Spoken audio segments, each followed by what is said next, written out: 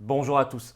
Le professeur Raoult lâche une bombe nucléaire dans le débat public et je pèse mes mots.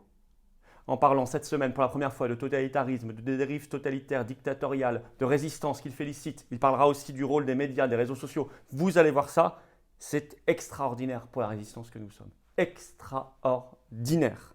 Il va être très attaqué pour ça, ça a commencé d'ailleurs. Je parlerai aussi de Laurent Toubiana, vous savez, chercheur, épidémiologiste, qui lui aussi, cette semaine, a dit des choses très concrètes, très sourcées, très importantes. On y revient en fin de vidéo. Évidemment, je vous attends. Alors, ces déclarations fracassantes de Raoult, de Toubiana vont nous aider énormément. Il y aura énormément de monde, il fera très beau d'ailleurs. Je vous attends samedi 5 février, cortège national, union sacrée, historique. Venez faire l'histoire avec nous. Au moment où à la fois Israël se débarrasse du pass sanitaire alors qu'il l'a inventé, mais de l'autre côté l'Union européenne nous parle de crédit social. Attal pour le projet de Macron, etc. aussi. Il faut se mobiliser, les enfants aussi. Je vous attends samedi 5 février, rendez-vous 14h Paris, place de l'Alma. Très nombreux avec nos milliers, dizaines de milliers de drapeaux français. Il y aura Maître Divisio bien sûr, il fera sa tente d'ailleurs bénévolement pour vous aider avec son association. Il y aura Pierre-Yves Rougiron du Cercle Aristote, tant d'autres. Allez aussi sur les-patriotes.fr, en première page, vous verrez tout ce que nos référents, militants, bénévoles, patriotes partout sur le terrain font près de chez vous. Il faut aller les soutenir. Bravo à tout le monde. Abonnez-vous à cette chaîne YouTube. Un petit clic, hop, vous êtes abonné. Hop, vous donnez de la visibilité mécaniquement par les algorithmes de YouTube à toutes ces vidéos. Je compte sur vous. Je compte sur vous aussi pour venir ici. Regardez la nouvelle carte faite spécialement pour les 300 000 abonnés. Pour célébrer les 300 000 abonnés sur YouTube, on a cette nouvelle carte orange des patriotes, elle est pour vous. Il faut adhérer ou reprendre votre adhésion annuelle. C'est le même lien, il est sous la vidéo en description. Il est également en lien en tête de commentaire, commentaire épinglé, et également en lien, vous verrez en fin de vidéo en cliquant là ou là directement sur l'écran. Oui, je vous attends dans les combats. Oui, je vous attends parce que c'est le premier mouvement souverainiste de France grâce à vous. Oui, je vous attends parce qu'on y arrivera pour libérer notre pays, libérer nos enfants, libérer l'humanité qu'ensemble. Qu'ensemble. Pas chacun dans son coin ou à renoncer chez soi. Venez dès maintenant. Faites aussi, si vous en avez la possibilité, un don de soutien aux patriotes. C'est un autre lien qui est sous la vidéo en description. Adhésion, réadhésion et dons étant d'ailleurs défiscalisés aux 2/3 pour vous. Pourquoi des dons? Pourquoi des adhésions, des réadhésions? Aussi parce qu'on n'a pas un centime de l'État. Rien. Or on fait depuis plus de 15 mois inlassablement sur le terrain et ça coûte cher. Bravo donc aux donateurs, un immense bravo du fond du cœur, aux réadhérents aussi et bienvenue dans la grande famille, aux nouveaux patriotes. Alors, Raoult est totalement libre et ça se voit. Il entre, je dirais officiellement, en résistance. Il emploie même le terme, je crois, pour la première fois. Et il parle de totalitarisme. Alors je vais me fonder notamment sur deux choses. Sa propre vidéo sur, vous irez voir sur YouTube, hein, la chaîne de l'IHU de Marseille, elle est en ligne depuis le 1er février. Et puis une interview qu'elle a donnée vidéo sur la chaîne YouTube de Spoutnik qui est en ligne depuis le 30 janvier dernier. Je parlerai aussi tout à l'heure du chercheur Laurent Toubiana.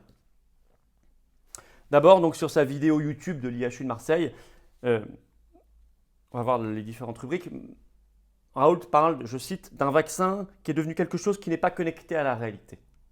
Et c'est important cette histoire de connexion à la réalité. Alors, d'abord, il va dénoncer les dérives sectaires religieuses dans l'affaire du covidisme. Il le fait plus clairement que jamais et il va parler des dangers de l'obéissance. Je le cite. On est sorti de la science. Tout ça, c'est sa vidéo YouTube. Hein. On est sorti de la science. On n'est plus du tout dans la science. C'est de la croyance, c'est de la religion. Il ajoute, vous commencez à avoir des comportements religieux qui sont ceux de l'exigence. Il ajoute, on peut alors faire n'importe quoi. Exactement ce qu'on voit. Pour illustrer son propos, il parle de deux expériences de sociologie célèbres. L'expérience de H, d'abord, sur le conformisme, et l'expérience de Milgram, vous connaissez peut-être, sur l'obéissance à l'autorité, où on voit jusqu'à quel point, quand on dit à des gens sous posture d'autorité de faire des choses cruelles, ils finissent par les faire, pouvant conduire jusqu'à la mort des gens. Je vous invite à vous renseigner sur ces expériences de H et de Milgram surtout, si vous ne les connaissez pas. Il ajoute dans cette vidéo YouTube, c'est une volonté de croire, je cite, qui n'est plus compatible avec la réalité.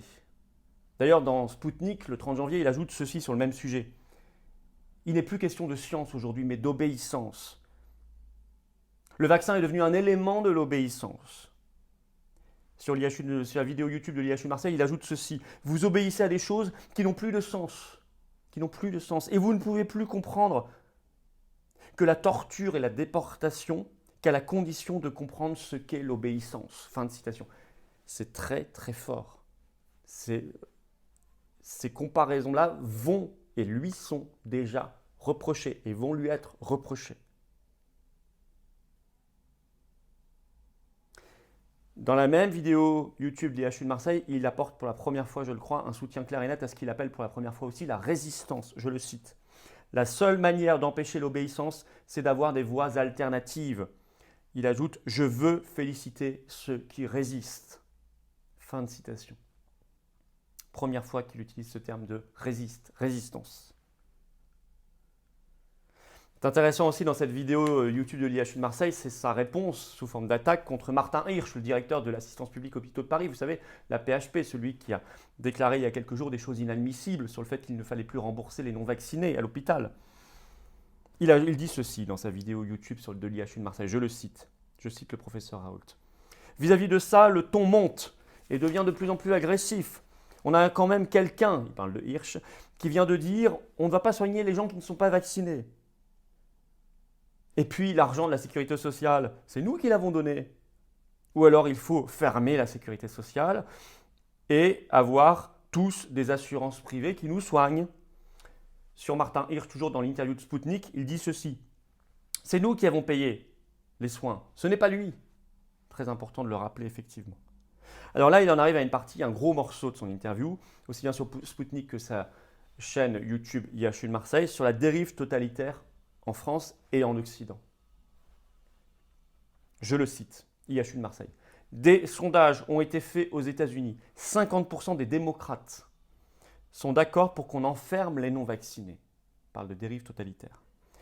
Dans l'interview Sputnik, il dit ceci. Je vis des moments que je ne croyais pas vivre un jour. Ça, on est nombreux à s'être fait cette même réflexion. Et alors, il dit ceci, cette phrase, évidemment, et peut-être la plus forte de toutes, très très reprochée, elle lui sera très reprochée. Je le cite, c'est sur sa chaîne YouTube de l'IHU de Marseille, depuis le 1er février. Avec des données de cette nature sur la vaccination, vous ne pouvez pas foutre des gens en camp de concentration, dit-il, ou les enfermer à la maison, ou faire des camps gigantesques pour maintenir les gens parce qu'ils ne vous obéissent pas.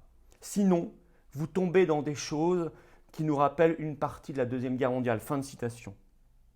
Il ajoute, on ne peut pas être d'une violence aussi extrême pour que les gens vous obéissent. Il ajoute, quand on veut que les gens vous obéissent alors que ça n'a plus de sens, ça s'appelle le totalitarisme. C'est comme ça. Il ajoute, toujours sur sa chaîne YouTube, on ne peut pas rentrer dans une société totalitaire à cause de cette histoire. Faut s'arrêter, faut penser, faut réfléchir, appel à la sagesse. Il ajoute toujours, quand on menace les gens de ne plus les soigner ou de les enfermer, c'est de la dictature. Fin de citation. Jamais, jamais, comme sur la résistance, il n'avait dit ces mots-là aussi clairement, franchement, directement, brutalement, pour réveiller les consciences et faire un appel à la raison, à la réflexion et à la sagesse. C'est exactement le chemin que nous empruntons depuis tant de mois. Réflexion très intéressante aussi sur cette vidéo de l'IHU de Marseille sur les réseaux sociaux et les médias. Réseaux sociaux supérieurs aux médias pour lui. Je le cite. Les grands vecteurs de la presse ont une homogénéité et une information qui est plus distante de la réalité que les réseaux sociaux, qui ont un point de vue plus large. Il dit, dans les réseaux sociaux, il y a beaucoup de choses qui sont fausses et il y a beaucoup de choses qui sont vraies, qui ne sont pas dites dans les médias, qui pensent à votre place. Il ajoute, dans les plus puissants réseaux sociaux, la censure s'est installée. Voilà ce que je voulais dire sur le volet Raoult. On va parler maintenant de Laurent Toubiana. Laurent Toubiana, chercheur à l'INSERM, épidémiologiste, qui était sur CNews, invité le 30 janvier, qui lâche une bombe lui aussi. Il a ressorti le rapport parlementaire qui est en ligne, fait au Sénat et déposé le 28 juillet 2010 sur H1N1. Vous savez, une épidémie à l'époque qui n'avait pas prospéré comme le Covid, à tous les sens du terme. Ce rapport du Sénat s'appelle « Retour sur la première pandémie du XXIe siècle ».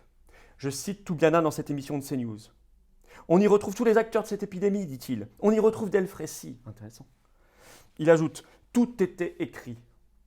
On a l'impression que les gens ont pris ce rapport, l'ont lu. Ils nous disaient ce qu'il ne fallait pas faire et pourtant ils l'ont fait.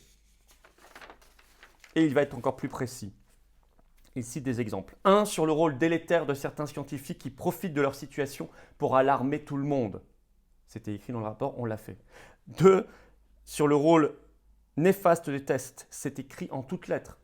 Dénoncé dans le rapport, fait ici. 3. Sur le rôle dévastateur des modèles mathématiques. On en a surabusé. 4. Sur le rôle de l'OMS. On sait ce qu'il en est. 5. Sur les conflits d'intérêts de certains influenceurs. On sait ce qu'il en est. 6. Sur, dit-il, je le cite, la stupidité de la vaccination de masse pendant une épidémie de masse sans respecter la liberté. Nous, on a toujours défendu la liberté. Liberté. Il le dit là aussi sur CNews, dans cette interview. Il cite ce rapport. Alors, les mots sont dits en conclusion. Résistance, totalitarisme, totalitaire, dictature. C'est essentiel. C'est essentiel de dire les mots pour éveiller les consciences et pour surtout obtenir le plus jamais ça.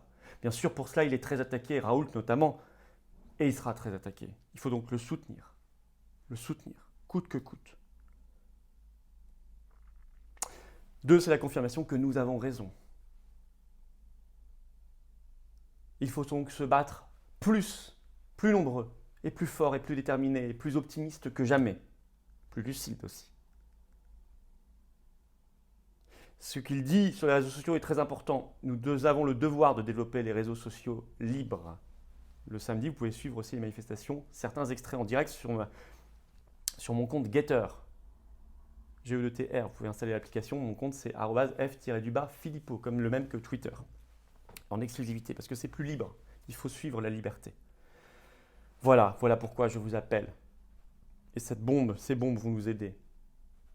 Samedi, 5 février, 14h, Paris, place de l'Alma, rendez-vous, cortège national. On ira jusque sous les fenêtres de Véran. Très important. Maître Dizio sera là, Pierre-Yves Rougeron et tant d'autres. L'Union sacrée, avec nos milliers, dizaines de milliers de drapeaux français, centaines de milliers s'il le fallait. Et il le faut.